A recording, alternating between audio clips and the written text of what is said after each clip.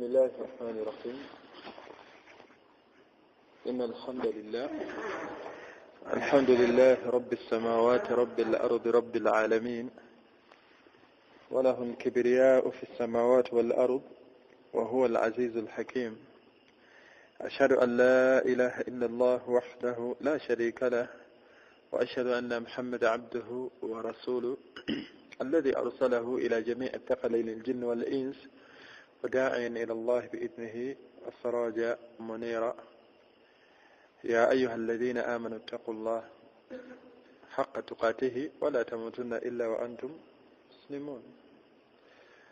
وبعد، يقول ربنا تبارك وتعالى بعد أعوذ بالله من الشيطان الرجيم: يا أيها الذين آمنوا كتب عليكم الصيام كما كتب على الذين من قبلكم لعلكم تتقون. tumutenza Allah tabaraka wa taala akyatuwangaziza emyaka buli omu gy'amanyi gy'ayina. Buli omu nkakasa amanyi emyaka gy'ayina, naye teri yamanyi myaka gy'asigazzaayo. Ebyo byonna biri mu mukono gwa Allah. Obuwangazi bwampadde bwatuwadde mu buvubuka bwaffe, ayagala tulongoose enkolagana yaffe naye. Ayagala tulongoose enkolagana yaffe naye. Omuddu asoma okusoma kwasoma kuno naye ng'alina byasuubira okujja mu kusoma kwe. Abaddu bakeera ne bafuluma mu mayumba ne bagenda okukola, naye nga balina bye basuubira okufuna mu kukola kwabwe. Nga n'omukyala bwafumbirwa naye ng'alina byanoonya mu bufumbo. Omusajja awasa ng'alina byanoonya mu mukyala. Nawe kityo ebyengera bingi Allah byatuwadde ne tubinoonyamu obutebenkevu mu dduniya muno, newa Allah bw'atyo obuwangazi bwatuwadde tutekeyo obwongo bungi tubufunemu nga tuzze mu maaso ge. Abaddu bagenda kaaba ku kiyama. Ebiseera ebisinga olaba omuntu omukulu ng'akaaba weewuunya. Olabika ku muntu omukulu ng'akaaba nga tafiiriddwa n'akaaba, era bw'omulaba bw'oti weewuunya, maama abadde ki? Taata amukubye? Abaana nno beewuunye. Bw'asanga taata ng'akaaba oba maama agambye agenda. Buli omu kyewuunyisa omuntu omukulu okukaaba. Ne ku kiyama abaddu bagenda kukaaba amaziga. Omuto, omukulu, omukadde, ayavula, nabbi, atali, ku kiyama maziga. Obuzibu bwa kiyama Allah n'asembeza entegeera yange naawe obuzibu bwayo. Yagamba nti yawma yaj'alu alwildaana shiiba. Olunaku abaana abatole bagenda okumera envi. Leero okulaba omwana ow'emyaka 2 ng'alina envi, era beewuunya omwana ono yazadde namagoya, bafuna kye bamutuuma awo nga kiri abunnomo. Naye omu ku buzibu bwa kiyama abaana abato bagenda kumera envi olw'okuba nti ashaddu al-ahwal, embeera egenda kuba nzibu nnyo. Abaddu ku kiyama bagenda kukaaba, naye ng'agamu ku maziga ge bakaaba ekibakaabya buwangazi bwe bawangala ku nsi kuno nga tebaganyuddwa mu bwo. Myaka 2, myaka 3, myaka 4, 15, 60, 70, 80, naye ng'omuddu tamanyi kufuna wudhu, ali ku yunivasite. Omuddu emyaka 4, omulenzi nga tamanyi bwe banaaba nga weerootoledde, takiwulirangako, naye ali ku yunivasite asoma engineering. Napoleon amuli wano mu mutwe, Romeo and Juliet kwotadde abawala. Bwe butabo bwe basoma ne bakaaba amaziga. Naye nga takaabangako maziga butamanya butya bwe naaba nga nvudde mu haid. Kati emyaka gino gigenda gitambula. Wama nu'ammiruhu nunaqisuhu fil khalqi. Allah yeewuunya omuntu ono, ye kennyini akuwulira kyakkola buli wakuwangaaza. Allah agamba nti omuntu ono buli wemuwangaaza ngenda nkendeeza obubumbwabwo. buli wowangala bwoti buli wowulabanga nga oweza omwaka manya nti ku mubiri gwe kuliko ekikendedde. Endabayo ogenda okulaba nga yali alaba ewala nga ennyukuta weetaaga okusoma obunyukuta nga yasalo n'ogisembeza nnyo wano. Yali asoma amawulire ng'ogasomera eri ewala ogenda okulaba nga essimu oba okebera ennamba ogire oti mpoze nani olowooza mutabani wo. Buwangaazi buno Allah agenda akukendeeza ogenda okulaba tokyawulira agambye eki buwangaazi Allah bwakendeeza. wama nu'ammiruhu nunaqqisuhu fil khalq. buli wenkuwangaaza bwenti omukyala yali omulungi mu 18 awo 25 agenda okuyingira ana ng'aweddewo. Buwangaazi buno omusajja yasobolanga okugoba mutabani we nga alina kyakoze. Abaana bennyini b'omutunira buli kati taata ayinza kukwataana. Naye nga ekyalo kyonna kikakasa Haaji yali musajja mukambwe ng'aboggola emboggola 2 nga wakoze dda kyayagala. Allah yamuwangaaza n'akendeeza n'obubumbwa bwe. Ate ayina nvi ogenda okulaba nga etuyita bajjajja. Jjajjaawo oyo yaliko omuvubuka nga gwe jjajja mukyala jjajja mwami. Naffe lye lyekkubo. Naye ekikulu ky'obuwangaazi biki byogenze nabyo mu maaso ga Allah. Mu aya Allah tabaraka wa taala yagamba ti wala yahsabanna alladhina kafaru annama numri lahum khairu li anfusihim. Allah yagamba tebalowooza abaddu abawangaala nga bajeemera amateeka gange obbawangaaza kye kirungi gye bali. Naye yagamba nti innama nu'ammiruhum ya Allah wala yahsabanna alladhina kafaru innama numri lahum khairu li anfusihim. Naam, yagamba nti tebalowooza abaddu abajeemera Allah nti obbawo obuwangaazi mu bujeemu bwabwe kye kirungi bali. Ne Allah yagamba nti abaddu abamu bawangaaza liyazdadu al-ithma bongere ku mazambi gaabwe. Obuwangaazi obwo buwulidde.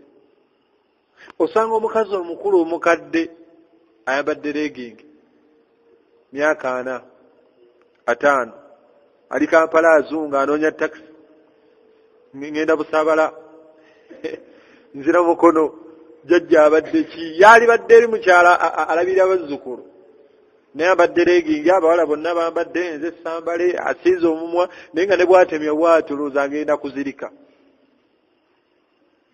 Fesi yonna yeefunyizza eti naye naye obwongo atunulidde bano ati kwongera ku bwonoonefu bwe. Nosanga omusajja omukulu alina abaana 8 naye ng'akyalina obwana bwa sekendule. Bano abasajja abagaggagagga abalina ssente.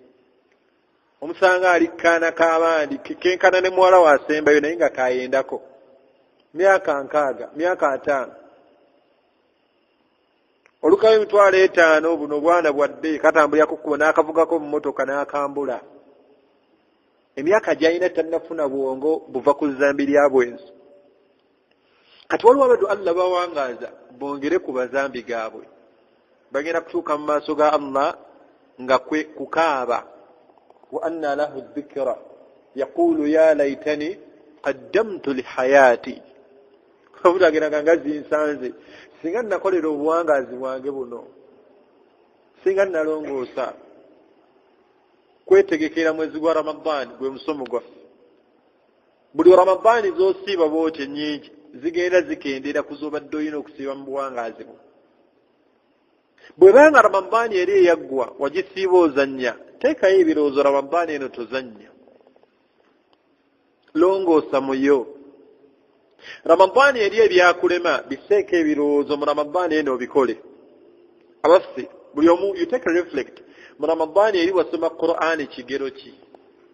Oteeseteese kusoma Qur'ani kigero ki? Mu Ramadhani eri yakusanga tonnakwata yadde ekitundu ky'ejjuzu amma nakatoyina oteekateeka kukwata kigero ki mu Ramadhani? Ramadhani eri yakuyitako nga qiyamul layli tarawih temuli. Ni Ramadhani eno tarawih temuli. Programu zote zirimu ezo. Abange weeteeseteese otya okwaniriza omwezi gwa Ramadhani? Sheikh yatugamba ekitabo kye tusomamu yagamba nti wa inna likulli muhibbu habibi, yagamba nti buli mwagalwa yenna aba ayina amwagala. N'agamba nti wa Ramadan, mazima ddala n'omwezi wa anna mazima ddala omwezi gwa Ramadan, yagamba nti mwagalwa w'abaddu abalongoosa oba mwagalwa w'abasiraamu. Okakasa ddala Ramadan ono omwagalwawo, omwesunga, abawala batandise dda okukaaba amaziga abali b'emmere. Mwezi gujja bwe kituuka ku badde abanyomereza mbiri obwenzi, munayidde kati munayidde omanyi nti tugenda mu Ramadaan, toddamu okunkubira essimu, wallahi ojja kunsitya sawumu. Ya'buduuna Allaha ala harf, basinza Allah mu sizoni kaseera. Ye Allah yagamba nti wa'budu rabbak hatta ya'tiyaka al-yaqin, Allah yagala omusinze mpaka kuzinga mu ssanda ssatu. Omukkiriza talinawo chance etasinza Allah. Amakulu Allah yagala omutye mpaka omwoyo gwe gunaakuvaamu. Abaddu tutya Allah emisana, ekyo tufuuka ekitalo. Abaddu tutya Allah masjid, ku social media tuli battabu. Tumanyi biri mu akaunti ya Facebook, waliwo WhatsApp pattern tojjukiddewa. Muggalaleyo omuddu n'okwata bukwasi essimu ye bw'oti n'ogenda muggalale akunyakulako essimu. Oza mulimu hadithi mbuzi oyagala osiimulamu. Abwonoonefu bwe mwe buli. Nalako omusajja omukyala we yanoba ssaawa riwaya zigamba nti mukyala we yanoba ssaawa 8 nga zigenda mu 7 ogw'ekiro. Olabika omukyala anoba essaawa ezo. Naye omwami ono Allah amwambula, amaze ebbanga ng'ali mu bwenzi. Aleka akasimu ke ku buli agenze mu kinaabiro okunaaba, mama baana olwakagwako alaba ssimu yabbaawe terina buzibu. Anyiganyiga ng'obukyafu bwokka obuli mu ssimu. Obukyafu, omusajja ono abadde akola obukyafu ng'atambula nabwo mu ssimu. Abange avubuka tetwewuunya okubeera mu swala ng'olina essimu mu nsawo naye ng'ejjuddeko eby'obukaba, n'ogamba Allah mu sunna nti Allahu akbar, naye ng'olina essimu mu nsawo ejjuddeko obwonoonefu. Eriko ennyimba, osobola okusaala ne kazambi mu nsawo, gosobola okusaala n'eccupa y'omwenge mu nsawo. Essimu ye erimu ki gy'osaala naye mu swala. Ku yawmul Eid nalaganga ekkula najja na selfie. Kati buwangazi olongoosezza kigero ki? Ramadan ejja, waliwo abasanyusa abagitegedde, waliwo abejjusa abawulira ennaku. Era n'omugamba nti tuleka tubuzayo ng'ennaku 3, galeka naawe tebulayo wiikisi 2, ebulayo wiikisi 2 nawe bala bulungi. Awulira akyayagala obudde buno bweyongereyo, kuba akyalina obwonoonefu bw'ayagala okusooka okumaliriza. Sheekh omu kyava agamba ti kaifa la yubashiru al-aqil, ayinza atya obutasanyuka omuddu alinamu amagezi? Omuddu alinamu amagezi ayinza atya obutasanyuka ng'omwezi ogwa Ramadani guno shaitaani ekwatibwa n'esibwa ku njegere? Musomo gyaffe giri egyasoose Sheekh yatugamba nti kaifa la yubashiru al-mu'min, omukkiriza ayinza atya obutasanyuka oba abadde alongoose wa Allah nga omwezi gwa Ramadani emiryango gy'ejjana gibeera miggule. Era Sheekh n'atugamba nti kaifa la yubashiru al-mudhnib, era omuddu omwonoonyi asobya Allah we ayinza atya obutasanyuka ng'omwezi gwa Ramadani emiryango gy'omuliro gibeera miggale. Sheekh y'omu mu kigambo kye n'agamba nti kaifa la yubashiru al-aqil, omuntu alina amagezi oyinza otya obutasanyuka ng'omulabewo shaitaani mwezi gwa Ramadani asibiddwa ku njegere. Allah subhanahu wa ta'ala bw'ayogera ku shaitaani yagamba nti innahu lakum aduwwun mubin fattakhidhuhu aduwwa.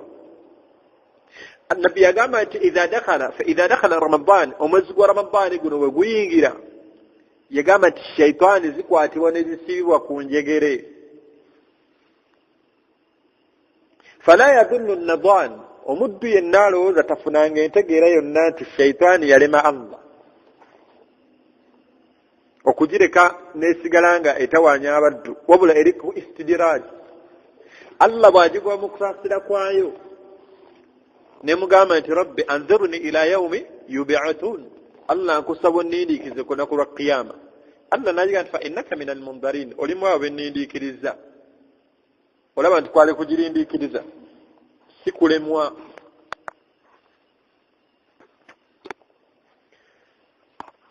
Allah n'agigamba nti shaitan nkulindiikiriza mpaka kukalagaane olunaku olulagaane amakulu ku yawma al-qiyama.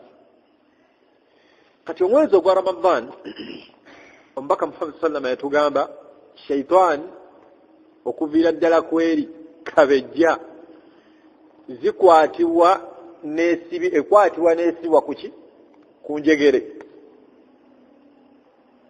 Naye omuddu alimu amagezi, Sheikh ekigambo kyagamba nti omuddu alimu amagezi oyinza otya obutasanyuka ng'otegedde nti shaitaani eno nsibe. Lwaki ayogera ekigambo bwe kityo? Almaani, amakulu. Omuddu buli wootegeera nti omulabewo tokyamuyina oba ne chance obeera free. Okubeera free kw'omuddu omukkiriza mu mwezi gwa Ramadan nti amakulu aba takyalina muntu amulabankanya mujja ku mirimu mirungi. Shaitan Allah subhanahu wa ta'ala bw'amala ogigoba mu kusaasira kwayo oluvannyuma emabega okugigoba okwo yasooka gigamba nti fasjudu li Adam, muvunnamiran Adamu alayhi salatu wassalam. Yagamba Allah tabaraka wa ta'ala nti fasajada almalaika, malaika zonna zaavunnama illa Iblis aba. Iblis ayo yakola ki? Yagaana. Wulira Allah olulimi lwe yakozesa ng'agibuuza ma mana'aka alla tasjuda id amartu, kyekigaanya okuvunnama. Awo twali tusuubira ansa bbiri oba kale twali tusuubira ansa emu, kubanga shaitaani kyajja mu aya Allah yagamba nti kaana min aljinni, si bweri aya fafasaqa min amri rabbi, lyali jinni. Naye aya eno Allah bwe yali aleeta amur, aleeta ekiragiro ky'okuvunnamira Adamu, katono nnyo okuvunnama Adamu kwe bamuvunnamira yali sujudu taslim, kwali kuvunnama kwa kumubuuza, wabula teyali sujudu ibada oba ibada, tekwali kuvunnama kwa kusinzani. Mukitegedde bulungi? Abaddu bamanye ayinza okufuna muli entegeera, shaitaani ayinza omumu entegeera nti olaba bavunnamira. Okuvunnama kuno kwe bavunnama kitiibwa Allah kyewa Adamu, ne malayika zino ne zimuvunnamira naye mu mbeera ya mulamusa kiramuso. Allah kyemufaggana nakyo ku bitonde byonna ebyaliwo. Iblis yasigala eyimiridde. Omanyi taata bagamba nti mwenna mujje wano, walillahi almathalu al'ala. Allah yena ekyokulabirako ekyawaggulu. Tudde ku ntegeera eno eyaffe eno ey'edduniya. Lowoozaayo ku muntu yenna gwe golaba nga wakitiibwa nga yabayise, obwangu bwe tukozesa eri okugenda omuntu oyo. Era ono asigalayo aba alina okuba nga alina ensonga, kale yinza okumatiza lwaki tazze. Iblis, Allah tabaraka wa ta'ala bw'alagira malayika zino zivunnamire Adamu, teyavunnama. Oba oliawo osanga alina ensonga lwaki takoze eki, lwaki tavunnamye. Allah kyaba agibuuza nti wange ma mana'aka, kyekigaanye okuvunnama nga nkugambye okole ki? Ovunname. Wuliriza ebigambo shaitaani bye yamuddamu. Yamugamba nti ana khayr, Allah oyo gwongamba okuvunnamira nze musinga obulungi. Khalaqtani min nar, nze wantonda mu muliro. Ekakasa nti Allah subhanahu wa ta'ala ye yagitonda. Yo kennyini yanywezawo negamba nti khalaqtani, wantonda gwe Allah, wantonda mu muliro. Ate enkakasa nayo gwe omutonda mu ttaka. Omuliro n'ettaka tulaba nti omuliro nze nyinza nti okuvunnamira oyo. So singa yali tevunnamidde Adamu ng'ensonga egigaanye nti bagambye malayika, si ansa gye twali tusuubirawo, kuba yagamba nti nze siri malayika, ana min aljinn, komandi gyolese ogambe nti malayika mukola ki wa idh qulna lil malaika fasjudu li adam yo kennyini etegera Allah kyali agigamba kuba emabega mu taarikh batulaga nti shaytaani eyo yali jinni majinni mirembe jaso omulembe ogwasooka ogwa majinni nga jinni lyali lisinza Allah olusinza in fact waliwo n'eriwaya ezimu ezigamba nti tewaliwo kifuwano mu nsi weetaavu nnama ng'esinza Allah naye neemala n'egyemera Allah era ekyagijja mu kusaasira kwa Allah ng'egaanye okuvunnamira Allah takabbur okwemanya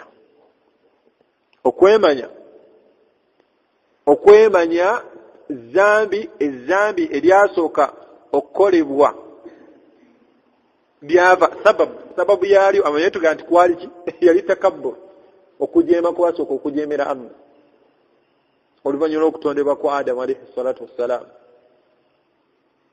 shaytaani neyeemanya n'obulungi bwayo bwe yalaba nti bulungi neyeemanya yakoye yagitonda Allah n'agigamba nti fakhruj va wano n'agigwa mu kusaasira gwe fa innaka rajim oli mujeemu oli mwoloonefu Allah bw'agigwa mu kusaasira kwe tunuya shaytaani n'obubi bwayo kyobala Allah atugamba nti fattakhidhuhu aduwa ate Allah n'atakomawo n'atukolera ekinene mu mwezi ogwa Ramadani ogujja shaytaani eyo n'agikwata n'agisiba shaytaani yagamba nti fabima aghwaytani kati nga bwe bangobezza mu jjana amakulu Adamu ono nga bwangobezza mu jjana la aqudanna lahum ila siratikal mustaqim ngenda batulya ku kkubo lyo eggolokofu shaytaani neegamba nti ngenda bava ku ddyo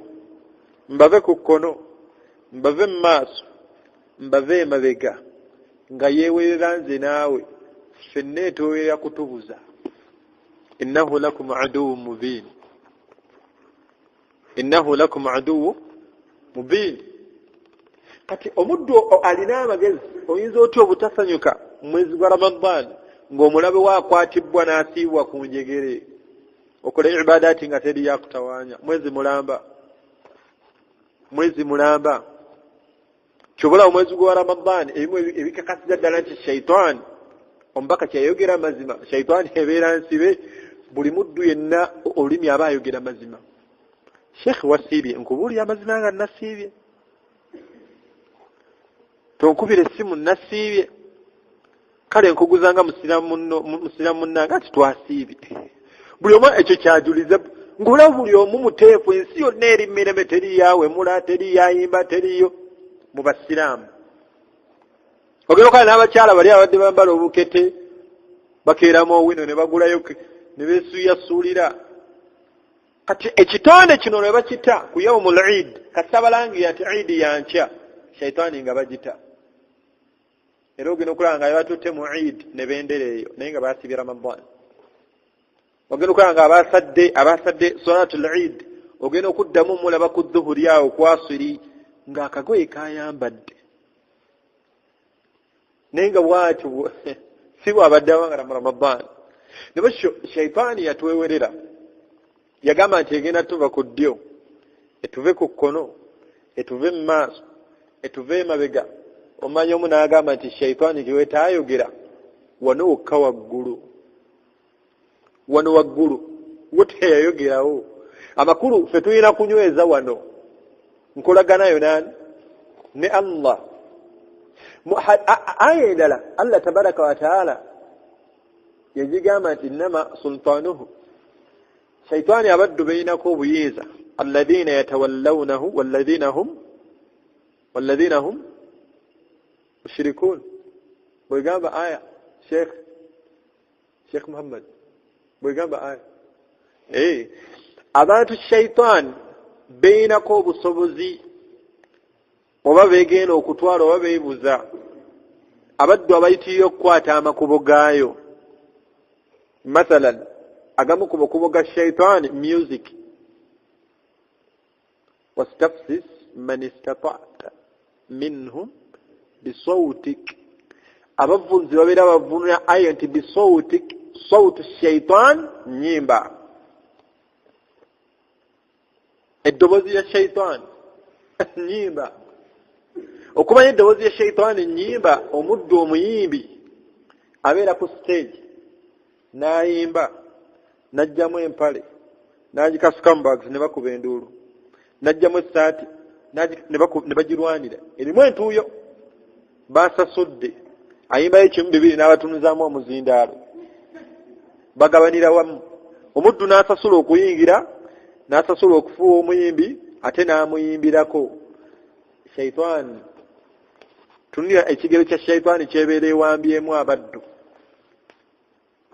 Omuddu omuyimbi yali ayomba kyokka n'atusasuza ate n'atuyimbisa. Ani yakututte? Tunira obwononefu bw'abayimbi, ennyambala gye bambala abayimba, n'endabika gye balabikamu, nga butya bw'oti oyinza okusesema omuyimbi. Abange tuve ku kye bayita ennyimba. Buli woddiŋŋana bw'oti ennyimba oli karajaaka shaitan, orajaa ku qiyama. Ekifaananyi nabbi kye yagamba kyogenda okujjiramu ku qiyama, ogenda kujja mufaananyi kyankobe na mbizi. Si nze nagamba, omubaka yagamba nti ku qiyama bagenda kuleeta omuddu nga bifaananyi kyankobe na mbizi. Basahaba bagamba omubaka nti wange omubaka, abantu be baleeta mu mbeera efaanana bwekyo, alaysu yashhaduuna la ilaha illallah wa annaka rasulullah, bagenda kubeera tebakkiriza Allah, tebakukkiriza nti oli mubaka? Nabbi n'agamba nti bala, bagenda kuba bakkiriza Allah nga bakkiriza n'omubaka. Nabbi n'atwongerayo ku awsaafi zaabwe, ku sifaati zaabwe, ku bitendo byabwe. Nabbi n'agamba nti mwana wattu nga yusalluun, basala n'okusaala esswala. Tulaba Hajji ava e Makka n'asanga omudigido mu luggya nga gwe gumujja ku mmotoka ava Makka, alabye ku ntaana ya Nabbi, alabye ya Abubakar, bamulaze ya Umaru, alabye Badiri, agenze Muzdalifa, agenze Mina, nadda music n'amwaniriza. Shaitani yemwaniriza ewuwe, ava mu hijja. Tulaba abaddu ku yawmul Eid, emmotoka eziyitawo nga ziranga, mujje tubasiibulule, kamiliyoni y'abayise bannaye, mujje tubasiibulule. Shaitani asiibululaani, tamayina gye basiibira. Era ogenda okulaba abasiraamu bapaakinga emmere bagenda ku biiki babeerayo mpaka baada salaati al-ishaa'i. Abamu badda ku makya bagenze kusanyuka Eid, ensanyuka eyo enkafiiri etali nsanyuka nsiraamu. Y'omulaba atutunuulidde, Shaitani tekuleka, terina kadde konna kekulekerera, ekunoonyaamu ki? Kujja ku buluŋŋamu bw'oliko, eyagala kujja ku bugonvu bw'oliko ku mateeka gaani ga Allah tabaraka wa ta'ala. Kyova buli wooga bw'oti mu nsobi, Allah yagamba nti kamathali shaitani idh qaala al-insaan ikfur.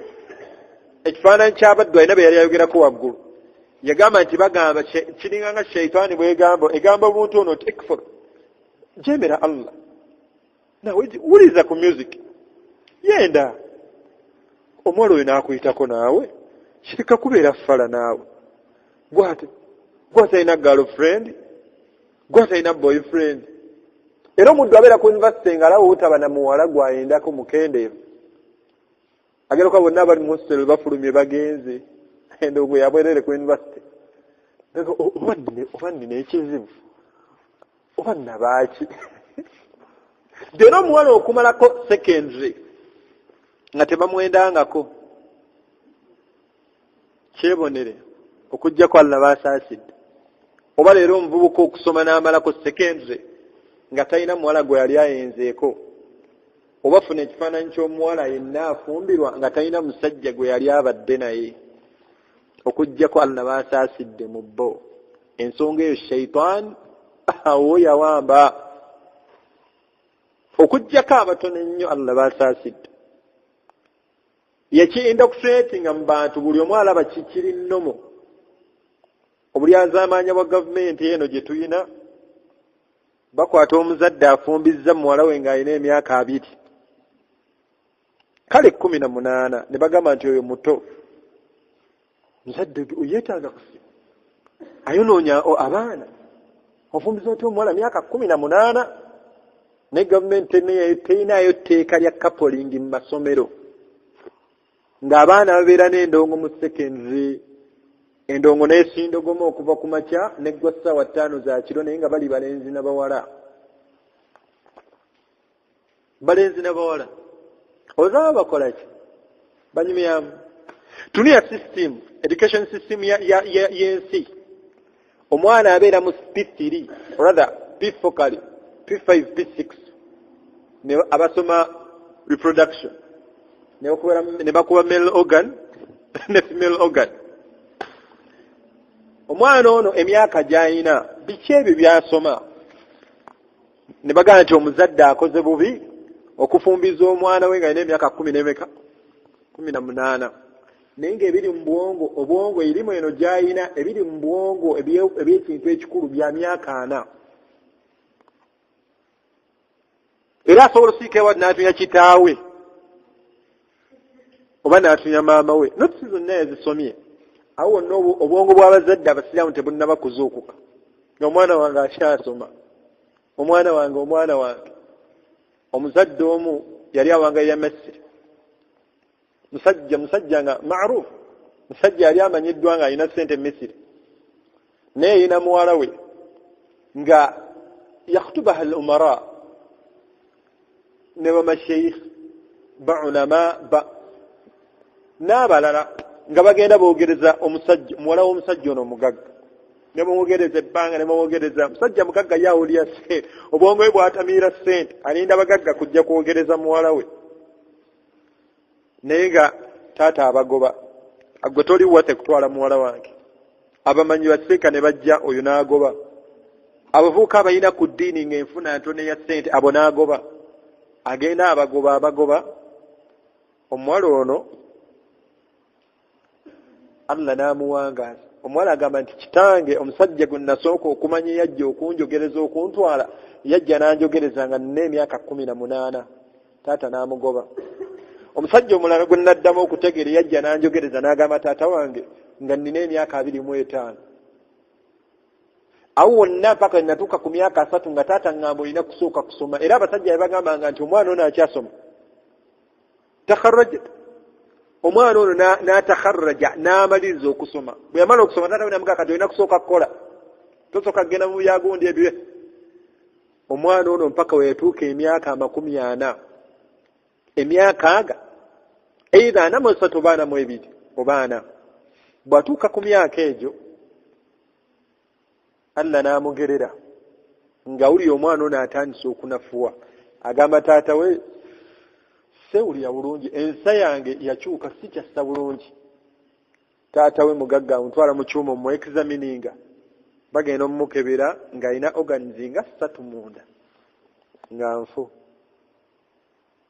nga nfu okuviira ddala ku nsigo ku kidini oba naki byalinga 3 ebiri essential nnyo mubiri omwana ne batandika medication ye naye nga buli lunaku agenda anafuwa n'atuuka nga takyatambula ne wamudi meeting n'abeera ku kitanda abeddeko omwezi biringa ebyokusaaga emyezi 5 ayingidde omwaka abaako n'omwaka ogwokubiri mu bulwadde obwo obulwadde ne bumuluma Allah oba yamuwa bwina ategeera nti alabika agenda kyava ayita taata we n'amugamba nti taata mbadde nkwagala nkusaba jangu yakosa ono omuwala yali amujjanjaba taata ajja papa alowooza oba omuwala agenda awona ajja bwe yajja namugamba nti taata mbadde njagala nkusabire ku dduwa obulwadde bunnumye naye Allah alabika agenda kuntwala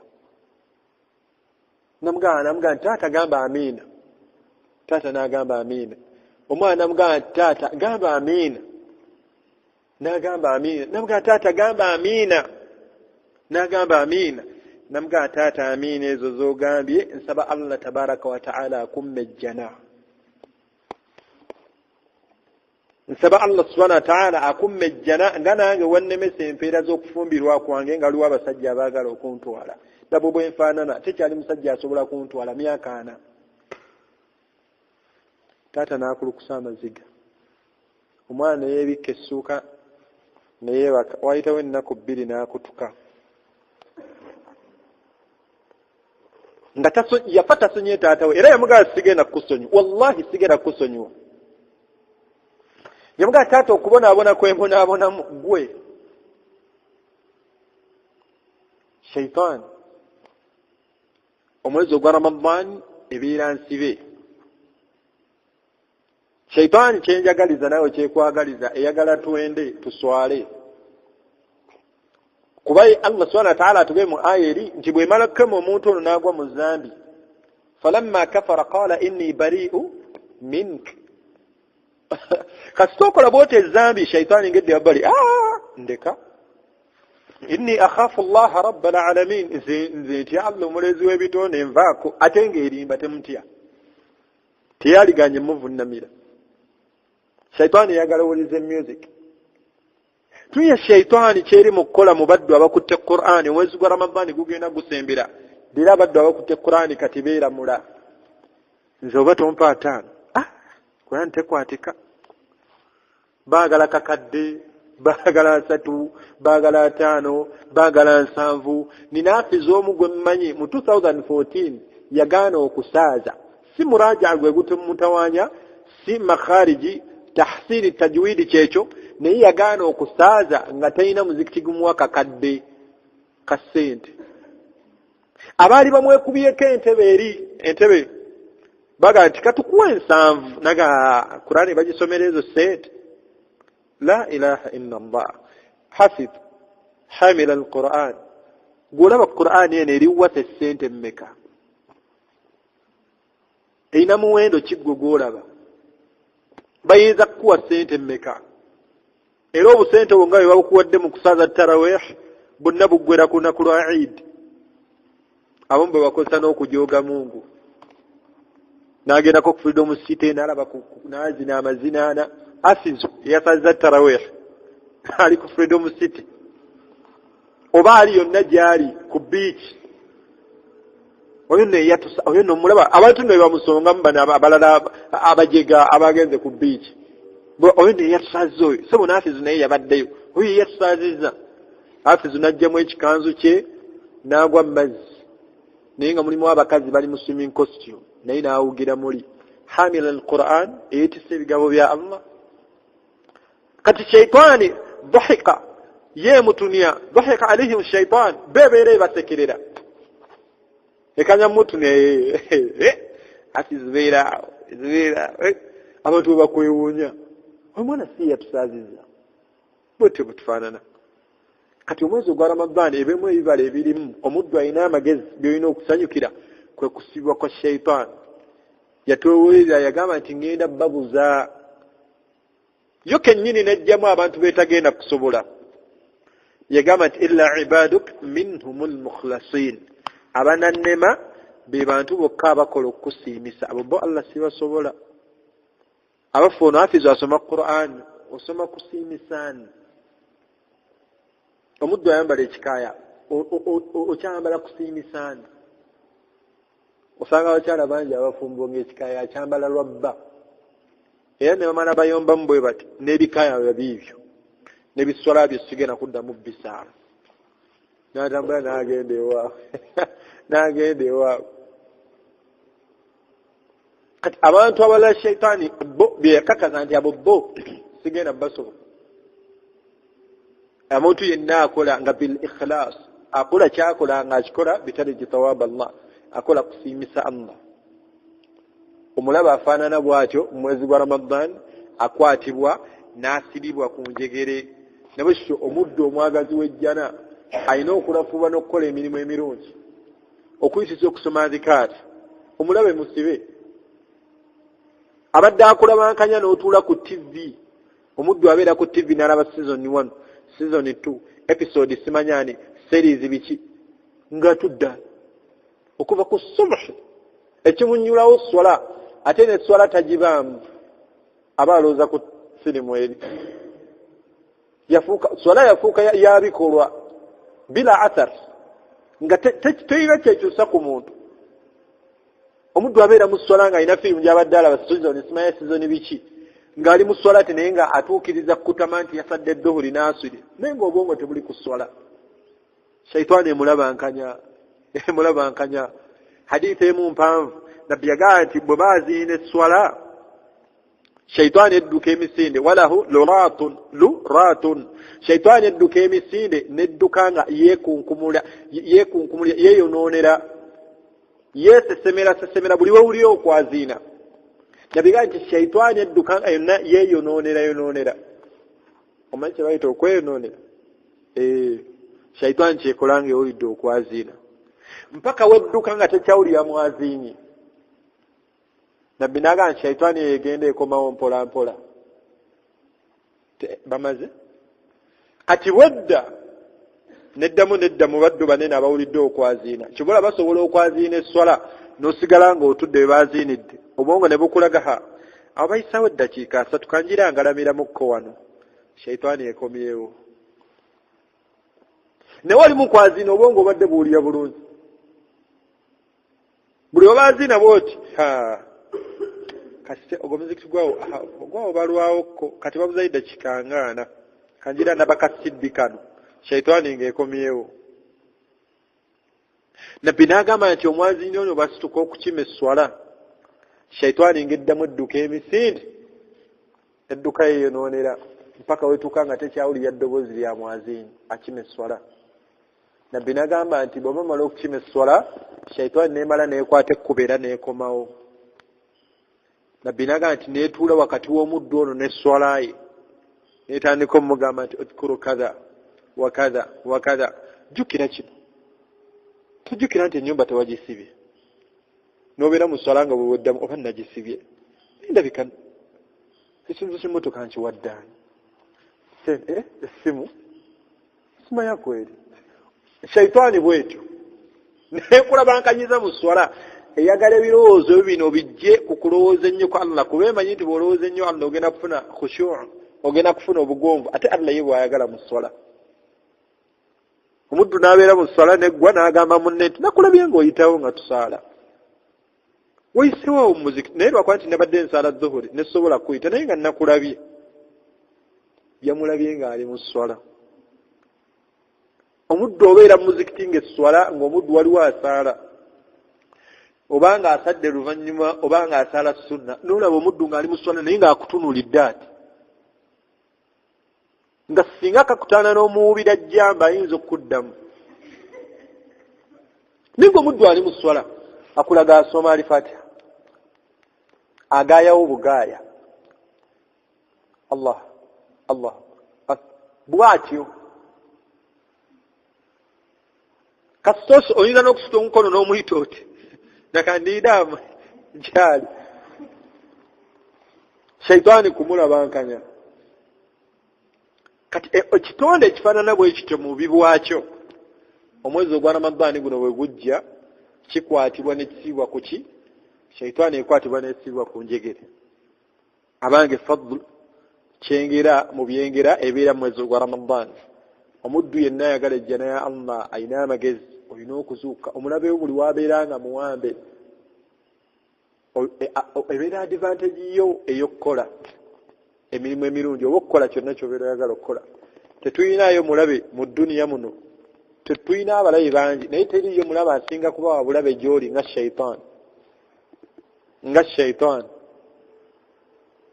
shaitaani.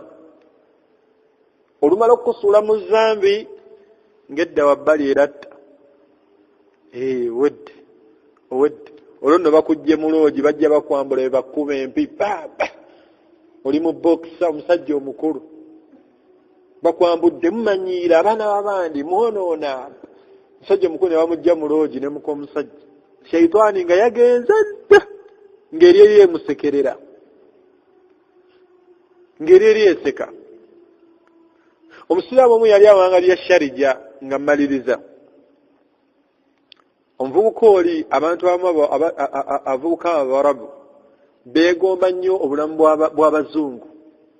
Kitaawe bagamba yali yamuwa ekimotoka naye nga kyonna kyajjulamu music nga wabeera ayita wano wali ku kkuba obeera wakiwulidde dda n'omanya nti budala ajja naye nga muddu musiraamu. sheekha atunyumiza n'agamba nti omuddu ono yali avuga ekimotoka ekyo Allah n'amugerera oba obwongo bwali kuki n'awaba n'ava ku kkubo n'afuna accident n'atomera ekisenge. Naye bw'atomera ekisenge yayisibwa bubi nti abantu ne bagenda nga bamudduukirira ne batuuka ewali emmotoka baggulawo oluggi ng'omutwe guno bagiyita dashboard eno ey'omu maaso nga kwe yakubyewo omutwe naye nga tategeera n'ebyayogera binnyini ng'ali awo wabula avulula buvuluzi musaayi gwe gumufubutukamu mu nnyindo mu kamwa nga ava mu buvi musaayi. Abaamudduukirira omusajja omu n'amugamba nti qul la ilaha illa Allah, amulakkana shahada eno kuba amulaba embeera gy'alimu embeera siki embeera si nnungi. Omuvubuka ono alabika agenda kufa naye agenda omumugamba wallahi kyewunyisa. Seeka yagamba nti kyewunyisa omuvubuka ono bwe yakoona rediyo y'emmotoka yo yasigala egenda mu maaso n'omuziki gwayo, rediyo teyazikira. Seeka ono ajja amulakkana shahada eno n'agenda ku batoni ya rediyo n'anyiga akapeesa power button ajjeko akapeesa ne kagaana, n'anyiga akapeesa ne kagaana, n'addemu n'anyiga akapeesa ne kagaana. Naye ng'agamba omuvubuka ono amulaba avaamu omusaayi yeesika gamba la ilaha illa Allah. Omuvubuka n'atandika okuyimba oluyimba olwali ku rediyo,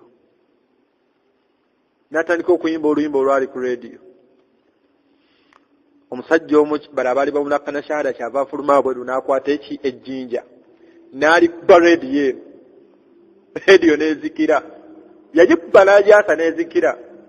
Amanye obukulu bwa la ilaha illallah nga bwe kibeera nga kaana akhiru kalaami nga kye kigambo ekisembayo ku muddo. Rediyo bwe siriikiramu bweti nevuga nti munnange olwo nno balwana, abalala balwana kuggulawo kumujja ng'emmotoka yeefunyizza, balwana mujjamu musipi kumufulumya mutwala, naye nga byonna byakulwana bulwanyi, entebe emunywezezza. Naye ng'eno bamulakkana ekigambo naye gamba beera ku la ilaha illallah, beera ku la ilaha illallah. Omuvubuka rediyo eno bwe yasirika naye n'asirika.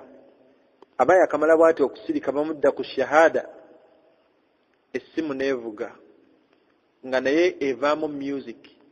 Essimu eba yakavuga bweti nga music bamukubira n'atandika okuyimba akayimba akaali ku ssimu. N'atandika okugendera akayimba akaali ku ssimu, yateekamu akamunyumira nga naye bw'olina akakunyumira mu ssimu yo.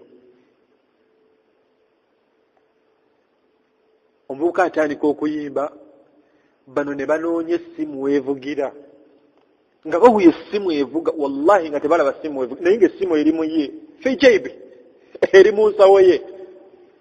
Ne banoonya essimu ne bakwata naye nga bawulya essimu eringa eri mu magulu nga banoonya essimu. Bagenda okumunyenyanyeenya kusika mpale ze ng'essimu eri mu nsawo yo, mu mpale gyali ayambalidde munda nga mwemuli essimu mu nsawo. Okulwana okujjayo essimu ng'onaayimba, baali bakavaayo bati ku ssimu onnassa ogw'enkomerero, naye ng'afudde ayimba wallahi biringa ebyokusaaga. Naye wallahi nabbi yagamba nti ekintu ky'owangaalyako kwogenda okufiira. Nabbi tayinza kulimba, era nabbi n'agamba nti ekintu ky'ofiiriddeko yawmal qiyama ky'ogenda okuzuukirirako, yawmal qiyama. Afudde ayimba, fadhahika ilayhi shaytaani n'emusekerera, emuwangudde obuwangazi bwe busse. Nobushu al-aqil, omuddu ayina amagezi, hanihan lak aw lakum, abange mbayozaayoza, omwezi gwa Ramadhaani gujja, omulabe wo asinga okuba omulabe wo asibibwa n'ateekebwa ku njegere. Etwerabizza okujjukira Allah ne tujjukira maniyu. Allah yagamba istahwadha alayhim ash-shaytan fa ansahum dhikra Allah. Shaytaani yabawamba n'ebeerabiza okujjukira Allah. Omuddu anyumya firimu gye yalabye naye nga baagirabe babiri ne gwanyumiza, tewalabye we yamusambye, yabadde amukubye etteka, awo si yabuukidde n'awalampa ekisenge, bw'okidda kuba neena abawala awo yamukyawidde naawe babadde tebannaba babadde bagenze mu nene walabye bubiira ne beewakanyawo naye nga bonna babadde balaba firimu emu bajjukira firimu naye nga tebalinayo kadde ka zikiri ku nnimi zaabwe. Shaitaani yeeringa etiikinga batuukiriza emirimu gyange batuukiriza yosha buluganda bakkiriza tulongoose akaseemereyo ddala tugenda kukoona ku shuruutu ezabadde zibulayo twalaba 3 luli. Esooka ne tugamba nti omuddu okusiiba alina kubanga muki dukhulul waqt oba dukhulul shahr. Tulina okusiiba nga eyasookera ddala twagamba nti omuddu nga tusiiba omwezi gwa Ramadaan tetukkiriza okusiiba okujjako ng'omwezi gutuuse ogwa Ramadaan si bwe guli. Ekyokubiri ne tugamba nti okusiiba kukakata ddi omuddu nga musiraamu. Ekyokusatu ne tugamba nti okusiiba omwezi gwa Ramadaan ekyokusatu kyabadde ki omuntu alina okubeera nga akuze ng'emyaka gyegyo. Ne tugamba emyaka omwana omulenzi we yeerotolera asiiba. Omwana omuwala wagenda al-muhayd naye akola ki watandikira okusiiba. Tubitegedde. Ekyokuna biri tugenda kukoonako bikoono olw'ofunda bw'obudde n'agamba nti qudratu alayhi omuntu qudratu alayhi sekono yagamba nti fala yajibu siyamu ala sheikh tekikkirizibwa oba takkirizibwa okusiiba asheikh. bw'oba ogera sheikh tulina kye tuyita sheikh nga tutegeeza alim naye wano kye boogerako sheikh ono ye muntu akuze emyaka omuntu akuze muki mu myaka jajjaawo. Allah yagamba nti waminkum man yuraddu ila ardhil umri likayla yagamba nti mummwe nnina bempangaaza omuddu n'atuuka nga la ya'lama min ba'di ilmi shay'a n'atuuka nga takyategeera. Kati mubeera ne jjajja ewaka ne mugaa jjajja talina imaani jjajja tasiiba wuyo jjajja bwayo y'amata ssaawa zino jjajja tuli mulamanzaani oyo yamukkiriza akaddiye ennyo akkirizibwa okubeera nga akola ki ng'alya naye kyalina okukola alina kubeera nga aliisaayo oba asibulayo ki misikiina asibulayo ki omwetaavu omu buli lunaku. In compensation abeera afuna empeera z'okusiiba buli waafuna gwakola ki gwasiibulula. Awo olw'ekigambo kya Allah tabaraka wa taala kyeyagamba nti la yukallifu llahu nafsan illa wus'aha. Allah tawaliriza mwoyo guno kukola okujjako ku ekyo kye gulinako obusobozi. Jjajja akaddiye nga n'okumala omaze eddakiika 3 nga tanywedde mazzi buli bwagirewa mpa ku bbumba lyange eryo mmeketeko buli bwagirewa omusooli gwange yekyusiza ku mummonde gwe badde atadde mu kyoto. Kati akaddiye nnyo ng'olaba mutuufu jjajja akoze eki akaddiye oyo obusiraamu bwamukkiriza okubeera nga tasiiba bwamuta okubeera nga takola ki okubeera nga tasiiba. Seeka n'aleeta n'ekira n'agamba nti n'omuntu omulala era agwa mu muteeko guno ye kano ka shuruutu eno gy'aleese endala ey'okutaano n'agamba nti walmarid omuntu omuki omulwadde naddala omuntu oyo ng'obulwadde bw'ayina obulwadde tuleme gamba kale tugaye nti obutawona kuba teriyo obulwadde butawona. Hadiisi emu nabbi yagamba teriyo obulwadde bwonna Allah bwagezesa nawo baddu mu dduniya muno okuggyako nga waliwo eddagala eribwonya. Wabula Allah asobola ddi kweka bukwesi baddu n'atali balaga oba la'allahum yarji'un oba oli abaddu bagenda beddako ogenda okulaba nga Allah abaddu abawafaka ne bava ku ddagala eriwonya obulwadde obwo. Naye kale twogere ku bulwadde obulwawo okuwona oba obuyinza okubanga kale tukozesa olulimi lutegeera nti obulwadde obutawona kyo kiri mu kitegedde ekyannabbi. Mathalan nga bw'olaba bulwadde ki siriimu obwe mulabe okusooka okuwupa kale oyo ye asobola okusiiba asobola okukola ki bangi Allah bagezesezza n'obulwadde obwo naye nga bakola ki nga asobola okusiiba newankubadde waliwo atasobola kukola ki tasobola kusiiba nga prescription y'eddagala gy'alina doozi 8 emirundi 8 oba ekifaananyi bwekityo.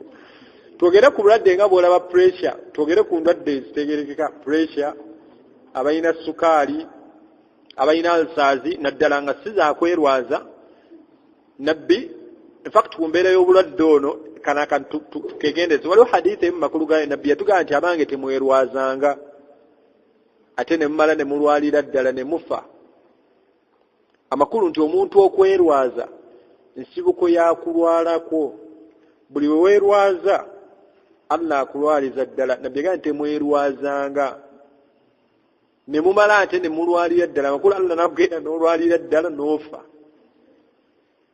katwegendereze okaabakaaba alusaazi naye nga bw'oba ebbanga eri emabega obadde toyina ssente ng'olya na kimu nga wotokaaba alusaazi naye otuuka mu Ramadhan alusaazi ate ku futaali kyewunyisa fe abasooka ku mwanjo abeera mu mbeera efaanana bwetyo nabwe kityo seeka atugamba omuntu Allah gwe yagerera okugerera aleese emiteeko ebiri omuntu Allah gwe yagerera nga akaddiye oba omuntu Allah gwe yagerera nga omuntu Allah gwe yagerera obulwadde olinga obulwadde bumutawaanya ng'omusajja omulala gwe nakoonako era waneeno twamuyina twawangalako ko naye nga ye okumala eddakiika 2 nga talidde oba enjala buli weemuluma ennyo ogenda okulaba nga byayogera tebikyakwatagana nga ye Allah yamugerera nga tayinza kuwangala nga talidde nabwe kityo abantu abalina endwadde buli omu amanyi obulwadde oba bumuma naye buno obulwadde simanya ssenyiga omanyi feesafeesaamu awo omutwe gumbaluse ebyo we bityo tujjaayo okavula ebyo we mubitegedde katwegende olwogera ku bulwadde boogera endwadde ziri nga ashad nga olaba nkambwe nnyo endwadde ŋŋumu ng'omuntu tayinza kusiiba olw'obulwadde ki olw'obulwadde obwo era ne wobeera osiibye mathalan oba kaŋŋambe nti omusujja ne gukukwata naye ng'olaba omusujja gw'amaanyi teguyinza kukusobozesa kusiiba kumalako olunaku obusiraamu bukukkiriza ne bugamba nti awo siibulukuka olye naye ogenda kuliwa ki ogenda kuliwa olunaku olwo Allah yagamba nti ala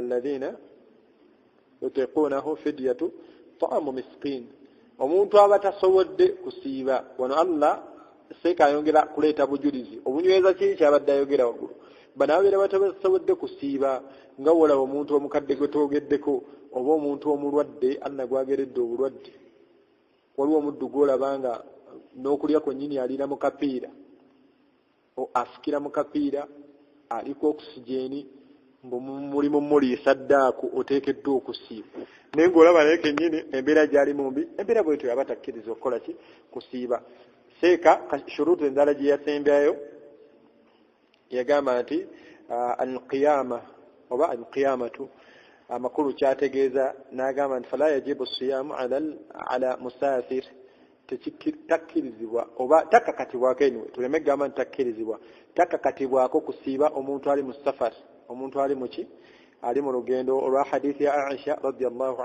radiyallahu anha agamba nti yagamba nti sahaba gwe bayita Amr ibn al-Aslami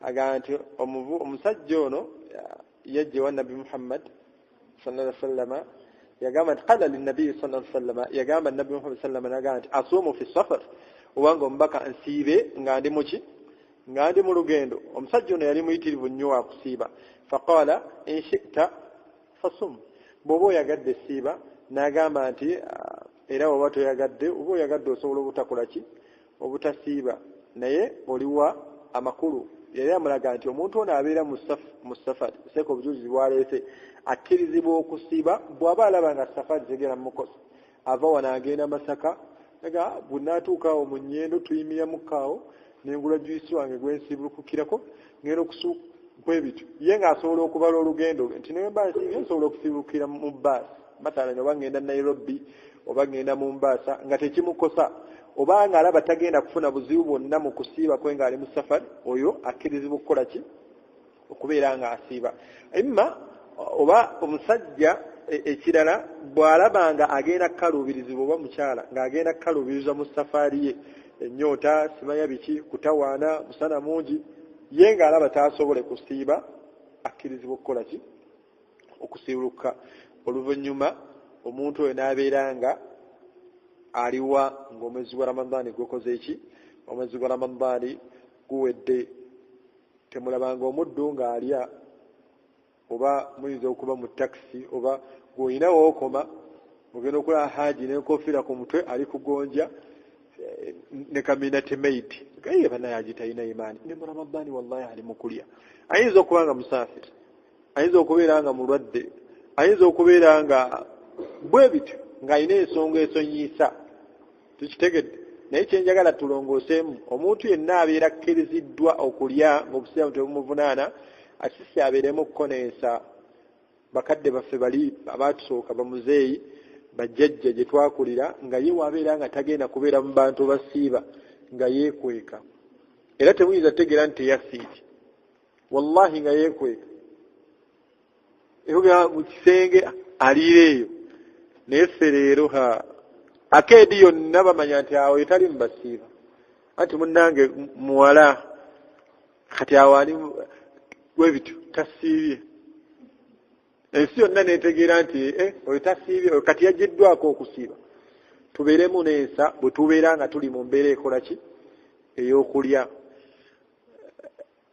ndowooza tukomaawo biiznillahi tabaraka wataala tujja kutandikiraawo tuli mu mbeera oba omusomo gwaffe kwetegeekerera kwaniriza mwezi gwa Ramadan tunaa tufunye akadde akalala tujja kwongerezaako naye nga bikyali bingi kyembadde njagala tuzireeko zino shuruutu ziweddeyo zibadde mmeka